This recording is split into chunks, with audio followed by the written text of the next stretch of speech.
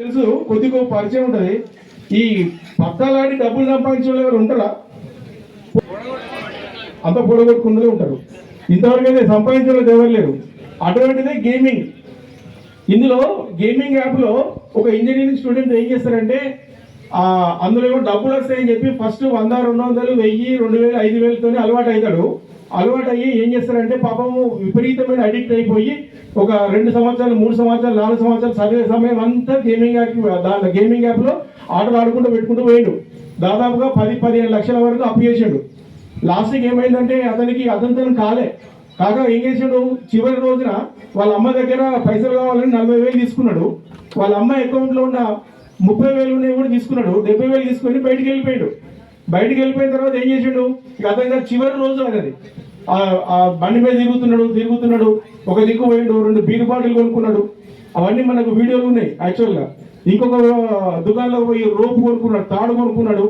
Long drive పోయిండు. ఎక్కడికి? హైదరాబాద్ దాకా పోయిండు మోటార్ సైకిల్ మీద. లాంగ్ డ్రైవ్ పోయిండు. అక్కడ పోయి డీజిల్ పెట్రోల్ పోసుకున్నాడు బండ్లే.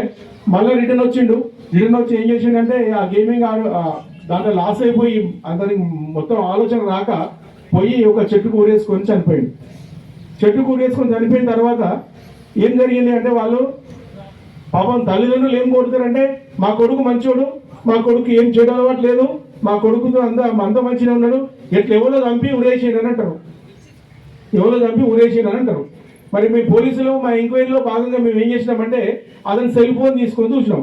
సెల్ ఫోన్ తీసుకొని చూసేసరికి చనిపోయే రోజు 1,10,000 ఆట ఆడిండు. అందులో 1,10,000 కూడా కొట్టుకున్నాడు. ఇంట్లోకెళ్ళి 70,000 తెచ్చుకున్నాడు. ఇంకా 30,000 ఇంకా క్రెడిట్లోనే ఆడిండు అన్నట్టు. ఆ విధంగా వాళ్ళ ఇంట్లో దాదాపుగా 18-20 లక్షల వరకు డబ్బులు పొడగొట్టిండు. పొడగొట్టిన తర్వాత అతనికి ఆలోచన రాక దీనిలోంచి బయటికి రాక ఏం చేసిండంటే ఆ రోజు పోయి 2 బీర్లు కొనుక్కొని రోపు కొనుక్కొని ఆ రోపు బీర్లు అని ట్రావెలింగ్ చేసుకుంటూ పోయి చెట్టుకు ఊరేసుకొని చనిపోయాడు. మరి ఇవన్నీ ఎట్లా తెలిసినాయి మనకు? సీసీ కెమెరా తెలిసినాయి. ఎక్కడైతే వైన్ షాప్లో బీర్ కొన్నాడో సీసీ కెమెరా ఫుటేజ్ వచ్చింది. ఎక్కడైతే కిరాణా షాప్లో రోపు కొనుక్కున్నాడో అక్కడ సీసీ కెమెరా ఫోటో వచ్చింది. ఎక్కడైతే పెట్రోల్ పోయించుకున్నాడో పెట్రోల్ కూడా సీసీ కెమెరాలో వచ్చింది. ఇవన్నీ ఎవిడెన్స్ చూపించిన తర్వాత పాపం తల్లిదండ్రులు ఏం చేస్తారు చెప్పు? ఇప్పుడు అంటే మనం ఇవన్నీ ఎందుకు చెప్తున్నామంటే ఇటువంటి సంఘటనలు అందరూ జరగవు, కానీ ఎక్కడొక్కడ జరిగే అవకాశం ఉంటుంది. ఆ ఎక్కడొక్కడ జరిగే అవకాశాన్ని మనం కంట్రోల్ చేయాలి అంటే మనం కొంచెం జాగ్రత్తగా ఉండాలి.